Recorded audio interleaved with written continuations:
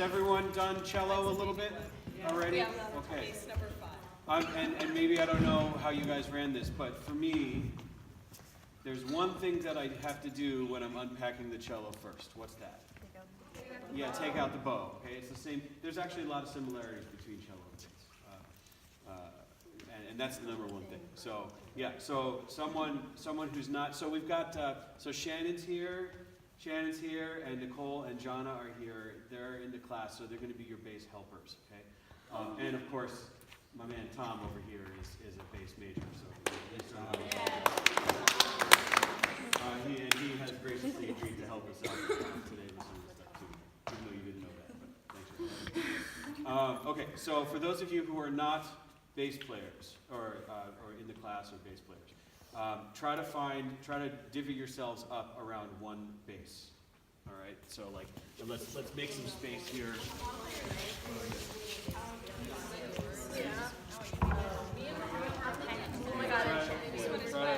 Couple, like three people per bass maybe, with one bass helper. Okay.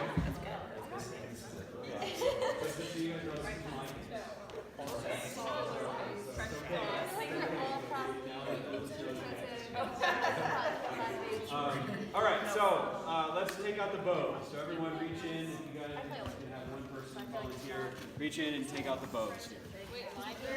Yep. No, the people who are not bass players. There's two. So, right, yes, so I have a few. Yes, there are two. All right, so I have a case. All right, and everybody hold up their bows for a minute, okay? First things first, the one thing that's different about bass than any other string instrument is that there are two different types of bows that we have. And if you look, so this one looks like a cello bow, and we call it the French bow, and it's got the small frog, all right? The other one is the German bow.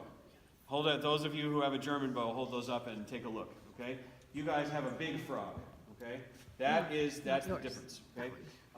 We're not going to be doing too much bow stuff today, but you guys should know that in a school environment, it's like a crapshoot. You could, any of the basses that you would see in your schools could have either or both, or, well, hopefully not neither, but it depends on what school district you're in, how much money they have, okay?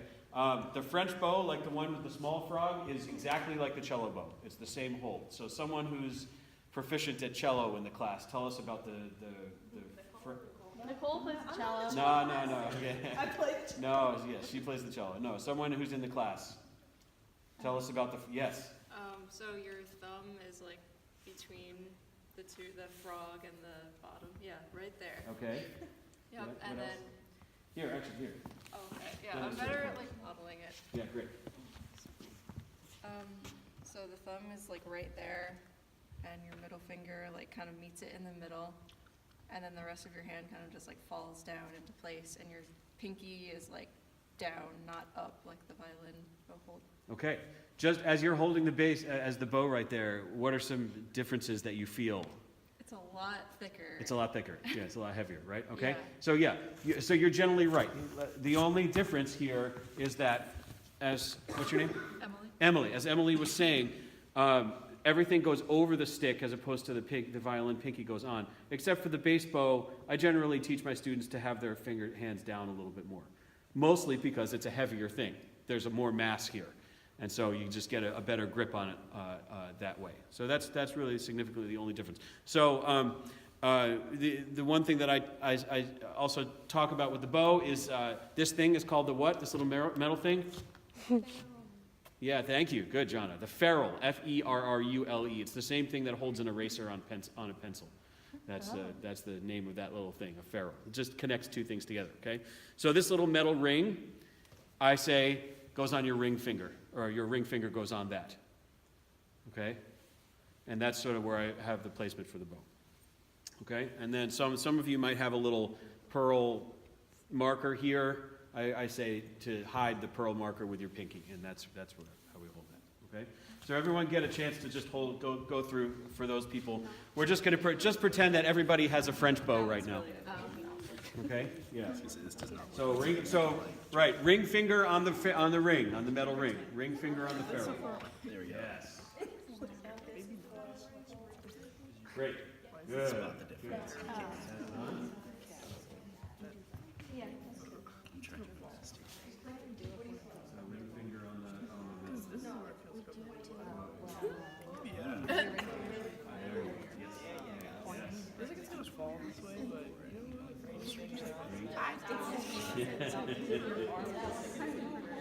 Right, that's good. Yep. Good. Pass it on.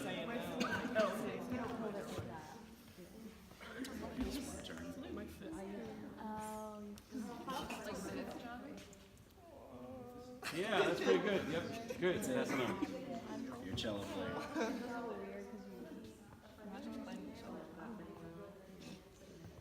Yes. Yes, that looks excellent. Good. Then what? Then like a small bow.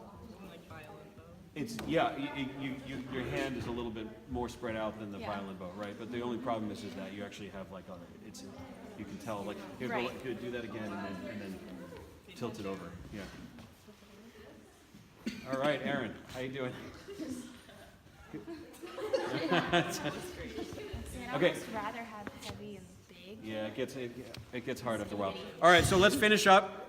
All right, and then we're going to switch to German, okay?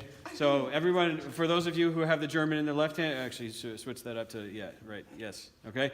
All right, the way that we do this here is we take our hand and we wave high like this, and then we flip it over. And then we take the bow and we put the frog and the corner of the frog and the stick right where your lifeline starts on your hand, right? If you're palm readers, everyone know about that, right? This is your lifeline on your palm, okay? Right where that starts, huh? Yes, right, okay. Yeah, right where that starts. Okay, good. And then your thumb goes on the top like this. Right, yes, make the little sound, it helps. Okay, and your pinky goes on the ferrule. If you hold the bow up and down like this, you should be able to balance it.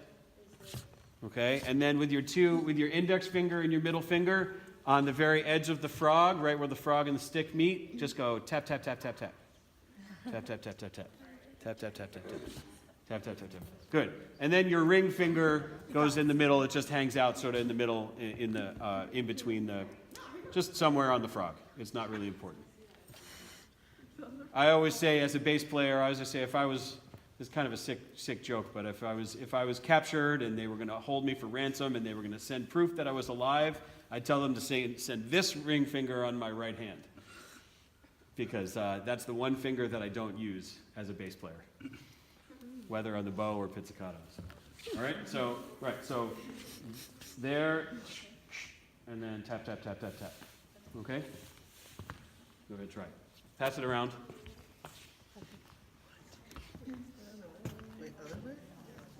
So yes, right, yes, right there, and then your thumb on the top. On the top more. Like that, and then yes. Yep, and your index finger and your middle finger. Tap, tap, tap. Make sure it's not Jacob. No, like out. Yes, that's how Jake. He has a German bow. That's right. It's a little harder on this section. On the outside of this. Yeah.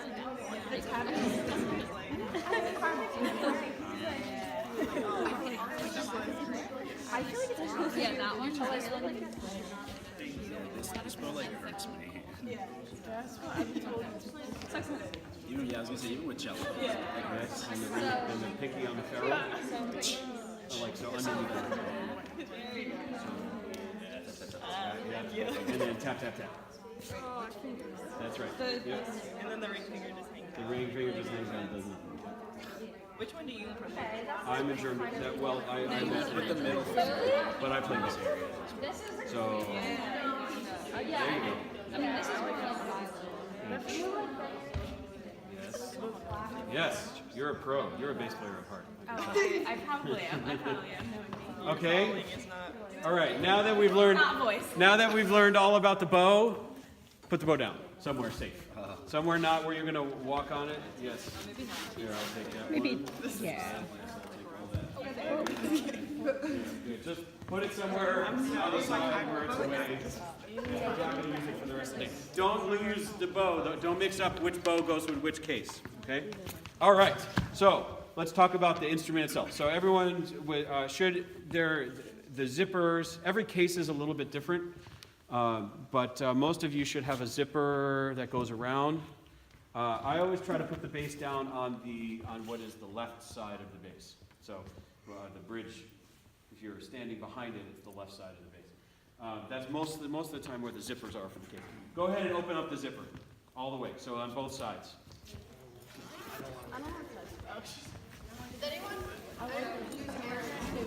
Yep.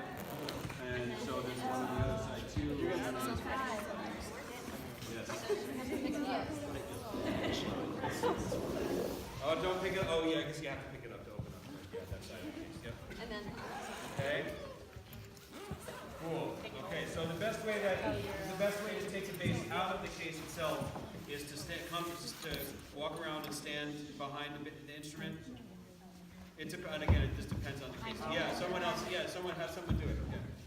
Just hold on tight. All right. Grab the neck with your left hand. Yep. And go ahead and pick the bass up. It's your left hand. I'm all the way from here. Yeah, keep going, right?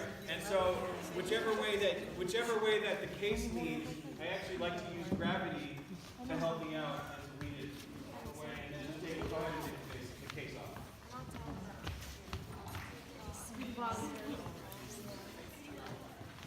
It's just stuck. And just get that case out of there some way.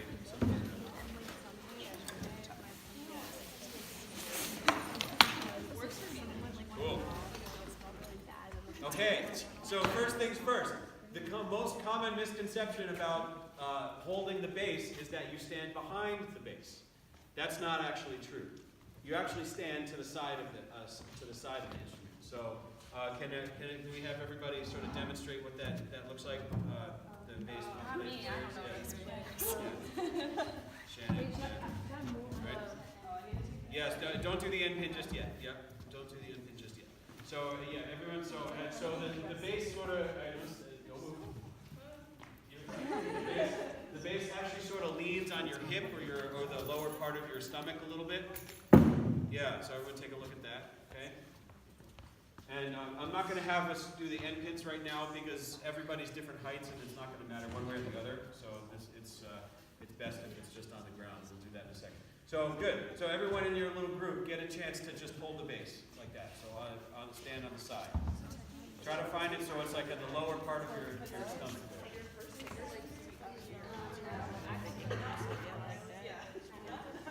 But yeah.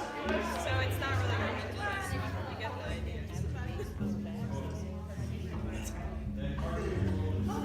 You kind of like come towards the side. Yeah. I did it.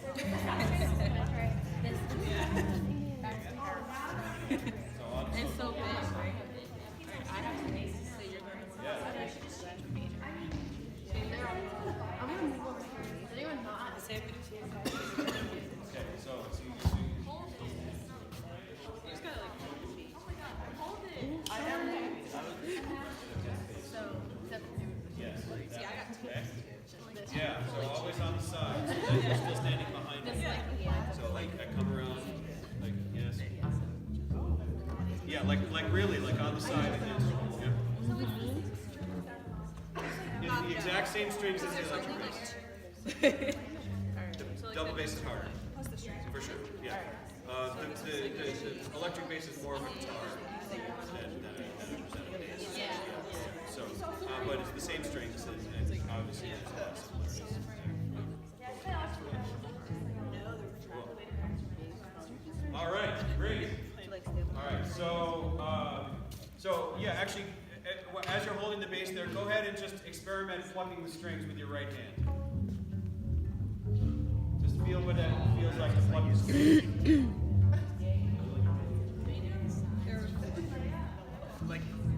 And the pitches of the bass are the exact opposite of the violin. So the low string is E, and then it goes up from there. It goes up in fourths. All right, good. Let's switch it out. Just everyone else a turn to pluck the strings.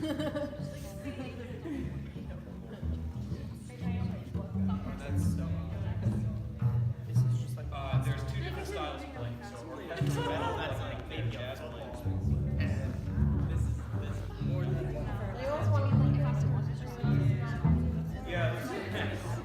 Let's have everybody get a turn playing the strings.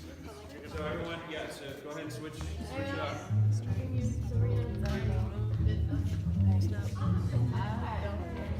Yes. Okay, good. All Couple more. No, it's not that bad. You just play the fingers down. Oh, you have a cello. Yeah, I guess there's more finger position like, moving. Because with the cello and the violin, it's like it's one position really yours. Okay, so whoever's got the bass in their hands right now. Okay, go ahead. You go ahead. Oh no, I was trying to figure out how you walk these on. Yeah, well, we're going to do that in a second. Yes. All right. So everyone, take the bass in their left hands and put the bass down on the left side. Yes. Yes, that's right. It's okay. Okay. Yes.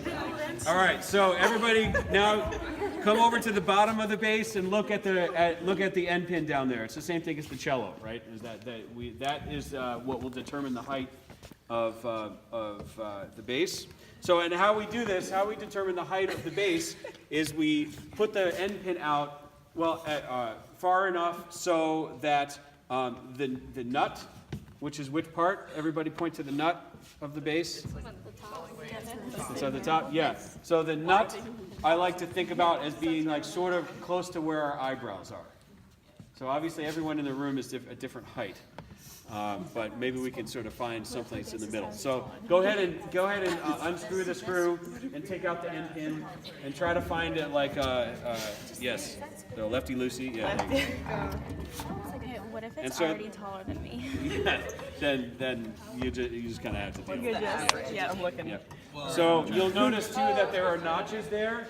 You gotta extend on some of your, you gotta try to find where the notch is. Otherwise it'll slip. Right, so you have to imagine you have to imagine where this is gonna be, where that screw is, right? And put it in a little bit and then turn it like that, and then you kind of hear it like lock in. So let's see. So a little bit higher than your eyebrows. Yeah. Oh no! All right, pass it off. The first time we were doing it, she was like, it needs to be right at your nose. And I like just put mine, she was like, you're supposed to go down by your mouth. Yeah, that's a little tiny bass. Yeah, this isn't thing. It's people who are not that tall. This is gonna be.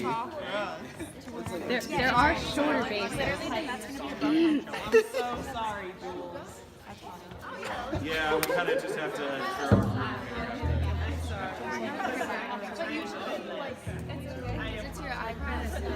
For our Okay, so everybody, we're gonna have to rotate around this for everybody, but for those of you who are holding the bass right now, take your right hand and make an L in the air. Make an L in the air. Everyone can do this, right? Make an L in the air, okay? And then bring, I guess it's a backwards L, right? Okay, bring this backwards L down, and your thumb is gonna rest on the fingerboard. Okay, and everybody find the D string, which is the second to highest string. Yeah, good. And let's play four open D strings together. Okay, so you are standing almost in front of me. Okay, good. All right, let's play 4 D strings together. Here we go. 1, 2, 3, 4. Good. So you weren't locked in. That's what that means. Is the thing was. It's okay. Don't worry. If it falls, it'll be okay. Good. Okay. Find the A string, which is the second to lowest string. Right. Good. Okay. 4A. Play 4 A's. 1, 2, 3, 4. Okay. Good. All right. And now go to find the G string, which is the highest string that you guys have. Now we're here. All right, play 4 G's. 1, 2, 3, 4. Great. That's all the notes you ever need to know as a bass player, right, Tom? Those are the only notes you need to know as a bass player, right? Those 3 strings. And you'll have a long and illustrious career. All right, switch it up. Give it to the next person, and they'll say once we have that next person, we'll do the same thing. Is that me? You were like major now. Yeah. Our G's, the G's like Wait, what is it for? All right, find the D string, everybody who has a bass now. Ready? 4 Ds. Everybody, 4 Ds. Second to highest string. 1, 2, 3, 4. Okay, find the A string. Second to lowest string. 4 A's. 1, 2, 3, 4. Great, and the G string, the highest string. 1, 2, 3, 4. Great, switch it up. Quick, let's go. I guess it doesn't. And also right here. Maria, did you get to do it? No, I guess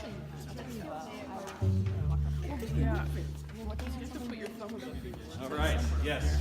So as you can see, as you're changing from one person who's tall to the next person who's not as tall, I won't use the term short. started with 5 people. We started with me. You guys will notice, like, so you would have to eventually change that. Depending on who your students are, you have to make sure that it's like, you know, at the right height. Otherwise, they're going to be struggling to play an instrument that's already a struggle to play in the first place, right? So, all right, here we go. Find the D string, everybody. D string. 1, 2, 3, 4. And the A string. Find the A string. Second to lowest. 2, 3, 4.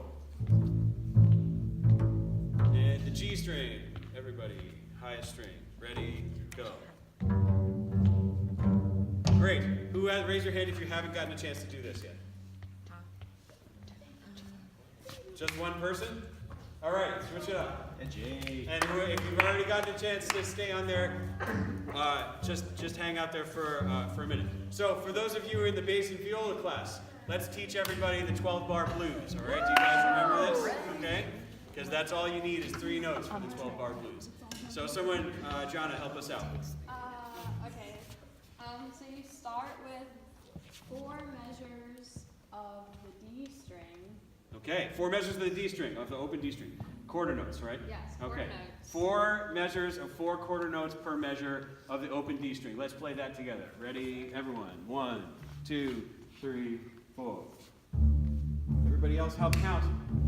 2, 3, 4. Great. Now, Shannon, what happens next? 2 measures of G. Is that right? Yes, that's correct. Yes, Like, you're right. really, like, 2 measures of G, and then 1 measure of A. not yet. Oh, dang it. 2 measures of G, and then Back. back to the D. 2 measures of D. 2 measures of G, 2 measures of D. Here we go. 1, 2, 3, 4. 2. Everyone help count. And back to D. 1, 2, 3. Good. Aaron, what happens for the next 4 bars? We go, we go to the A string. Yes. So 1 measure. Then we go back to D. Close, almost. A. Go to G for A for 1 measure, then G for 1 measure, and then D for 2 measures. Again, I'll repeat that. A for 1 measure, G for 1 measure, and D for 2 measures. Here we go. Everyone do that. 1, 2, 3, 4. 1, 2. Everyone else count. 4. G, 2, 3, 4. G, 2, 3, 4. Yes. And then it's the top again. Okay? Good. So those of you who have the bass in your hand, let's do that whole thing. Review. Someone review real quick. 4 measures of D. 4 measures of D. 2 measures of G. 2 more measures of D. 2 measures of D. You're to A. Okay, 1 measure. 1 of G. 2 of D. All right, 12-bar blues. Here we go, everybody. 1. Everyone else who's not playing, help count. 1, 2, 3, 4. D string.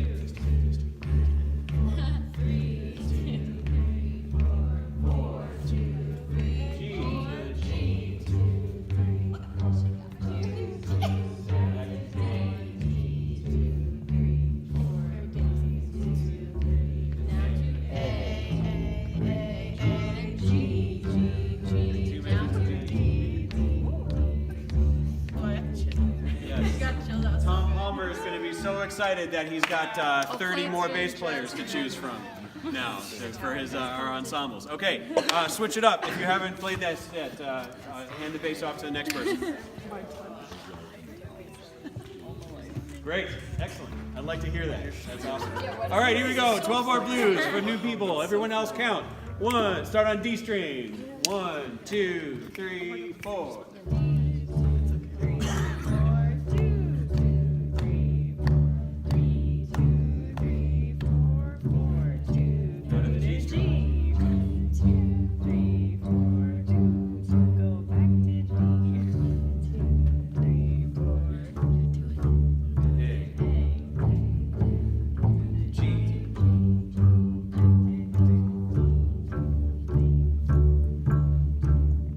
Great, good, good, good. Switch it up.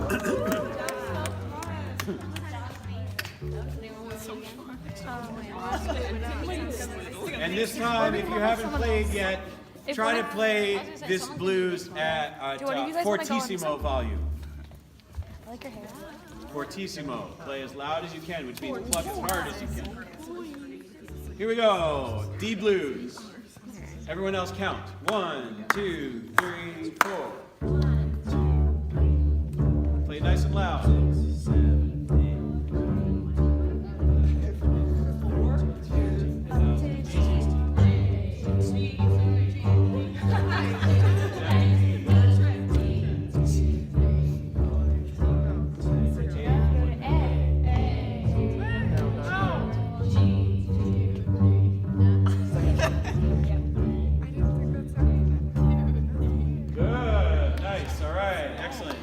Who hasn't gone?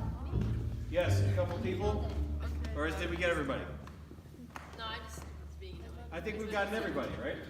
Okay, good. Okay. So there's a little bit of music you guys can play with your students at like the very first day when they unpack the bass out of, take the bass out of the case. It'll be a little harder for a fourth grader because you guys are all trained musicians, and so you understand this idea of steady pulse and form and all those extra musical things there. But at least you can have them play some music and get them interested in actual music from the very beginning. Okay, cool. So next thing, you'll notice that you guys didn't use your left hands at all for that, right? Eventually you're going to have to do that. And here's how we do that first, okay?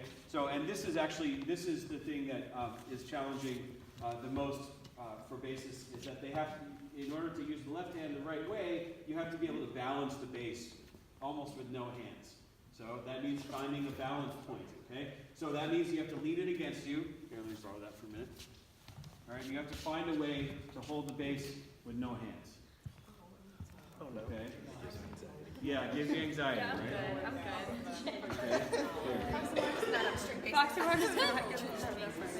good. Okay, so, right, so remember that you're on the side, right, you lean the bass on the side of the bass, yes. That's pretty good. So again, on the side, let's lean the bass on the side.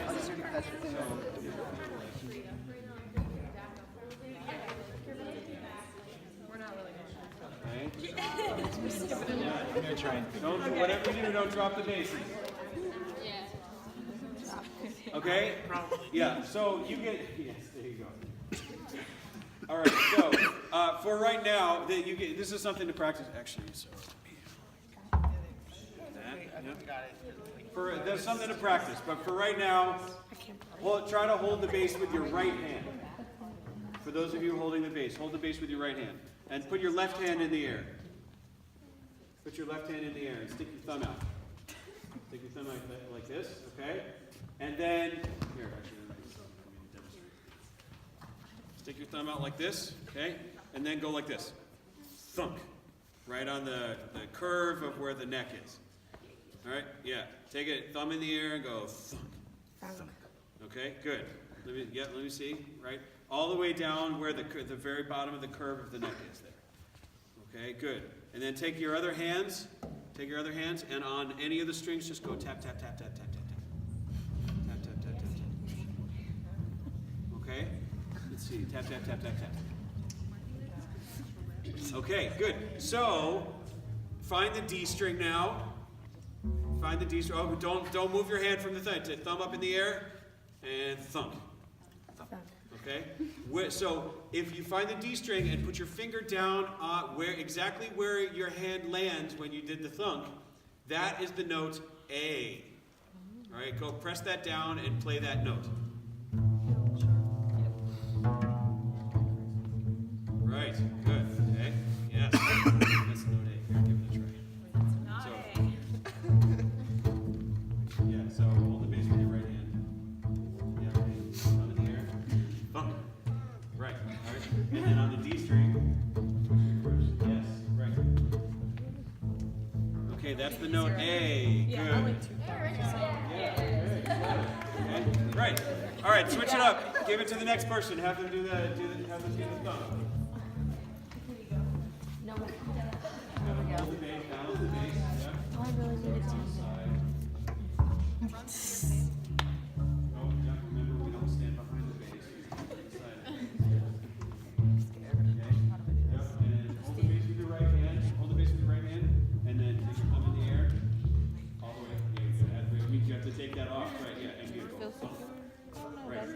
That's, yes, exactly. That's where, right. Yeah, hold the bass with the right hand. Left hand in the air. Hold the bass with the right hand. Like right here. Yeah, right there. Right. Left hand in the air. And thumb. Right. It's yeah. Yes. And right there. Good. That's good. Okay. Good. Okay. So hold the bass with the right hand. And thumb. Right. Yeah, good. All right. Finish it up. Go to the next person. All right, Maria, it's time. Oh, this? Is it? That took longer like yours. Well, we did this one. Yeah, and I guess you can move it. It's just contradictory. Yeah, like there's a way to hold it, but you have to like, because everyone's on. That's right. Yeah. And then just go like take your left hand in the air and go. I'm impressed with how much stories. Yeah. Like you even like here. Yeah, so like put your thumb. They even try to like make a sound. Okay. Yeah. Okay. Yeah. And say thumb. And say thumb. You definitely have to say thumb. I'll say it for you. You won't get 100 points. Makes sense. Yes. Thumb. Done. There you go. Yeah, good. Anyone else hasn't gone? No play. Switch it up if you haven't gone yet. Everyone gone here? Okay, cool. All right, for those of you who are still holding the basses, do the thumb thing again. Okay, good. So the bass is tuned in fourths. So if you, from the low to high, the bass is tuned in fourths. So if you put your finger down on that A, everyone do the thump and put their finger down. If you switch to the next string at that same position, not moving your hand vertically at all, what's the next note that would be on the D string? Oh no, wait. You're on it. On the G string, sorry. I thought you meant like this. Yes. Okay, right, that's correct. And find the other notes too. What are the other notes on the other strings? The A string. So if the note is, yes, if that is, it's a fourth below. It's like Yeah, so what's that note? If it's a fourth below A. took me a second to get on the G string it would be a D. On the A string it would be a D. What is E, yes, yeah. Okay, yeah. So go ahead and explore playing all those notes that are in that position on all the strings. That's fourth below. Or is it a fourth below? A fourth below. Well, this is the A string. Then, and this note was a fourth below. And then switch it up. Give it to the next person. You're essentially playing so. Like, Go ahead, switch it up. Give it to the next person to try. so what's so of E? You know, I thought it was C. Yes. Is that C? And thunk. Yep. And find the A. Yep. And then go to the D string, or the G string, excuse me. That's right. And what note is that?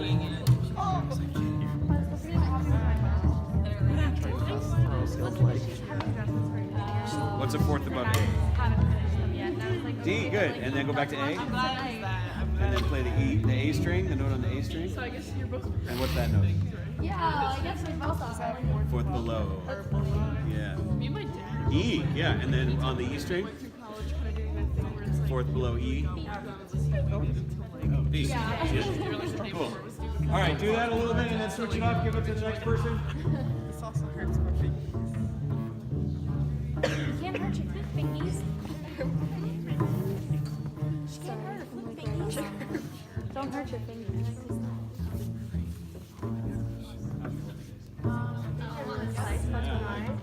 What? Are you excited? I forgot it was playing and I was like, oh, it's gonna start playing at 6, but There you go. Good. Worst comes to worst, just yeah. all right, and I need to go. yep, the last people. I was on the phone with Ross and he was like, what are you excited about? I said, nothing. And I was like, go away. I'm telling you, you got this covered. I'm gonna call it, but I need another bass player. Yeah, I feel like like is there a certain like particular way that you would use your right hand? Yeah. Like, Do you use just your finger or thumb and finger or like three? I very rarely use my thumbs. If I'm playing jazz, then I'll play like The this. thumb is the stabilizer. Right. If I'm playing orchestral music, then it'll be more like this. Right. It's weird because your fingers side of my completely flat on the Correct. Right. So you want to get a nice full sound out of the instrument. Right. Yeah. Okay. So we don't have a ton of time to go over too much music using this position. Okay. There's a couple different versions of this position that we have in the bass world. There's different schools of thought. And the most common one, which is called Simandl, that's what we would call fourth position. And you might see that in some of the pedagogy books, like Essential Elements or Sound Innovations.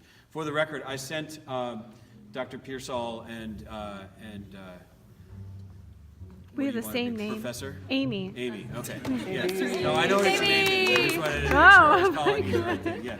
And I sent Amy a couple pages from this book, which is Sound Innovations, which is like, your like String Explorer or Essential Elements or All for Strings. It's your typical, like elementary school sort of method book. I like this one because one of the authors, Bob Phillips, is an actual bass player.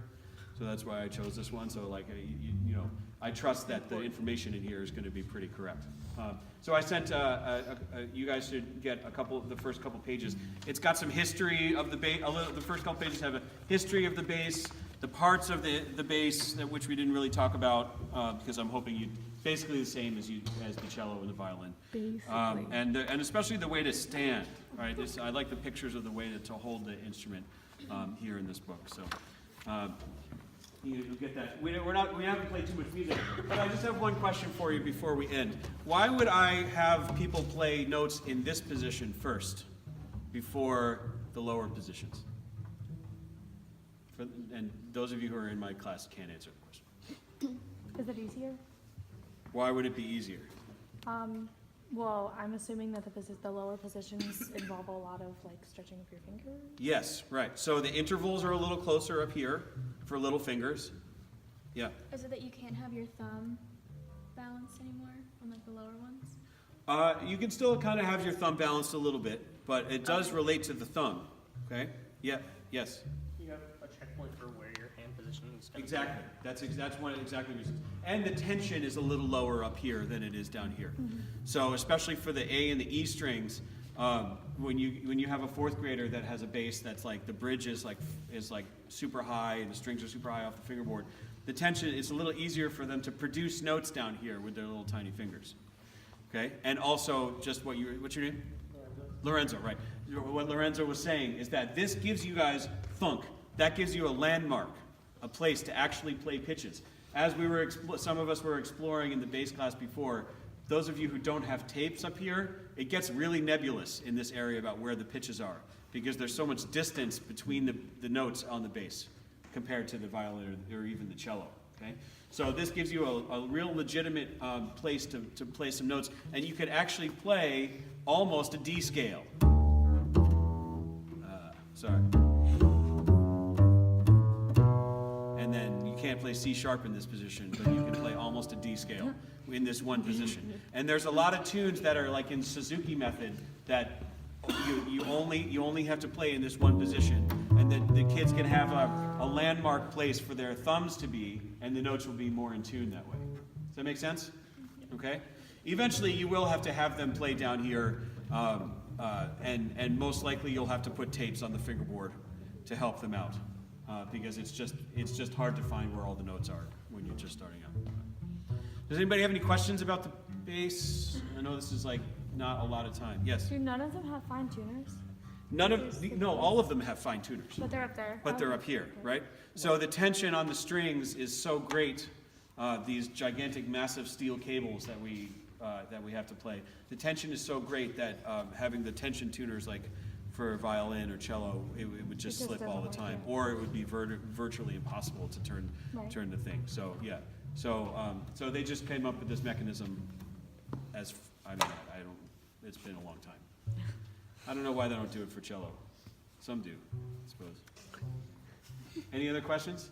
Yeah. If you had like a fourth grader who was interested in bass, would you start them on bass in Yes, fourth grade? Even absolutely. though they're like a little bit smaller? Yeah, totally. They have like eighth size basses that are basically cellos that are strung like basses. And so, cute. yes. What size is the most common bass size?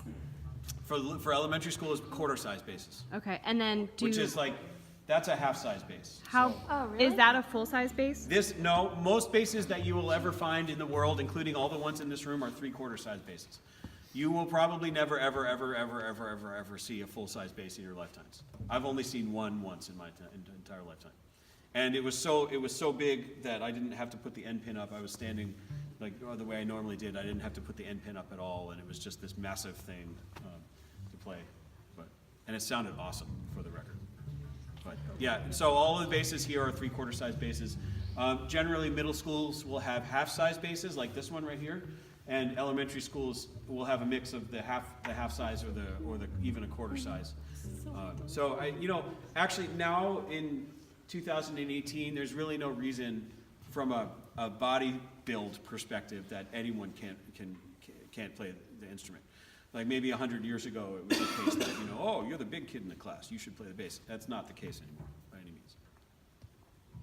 Cool? Any other questions before we stop? All right. Oh, putting the bass back, right? So for those of you who have the bass in their hands, you're lucky enough to help to put the bass back in the case. Okay. Again, this is important though, actually.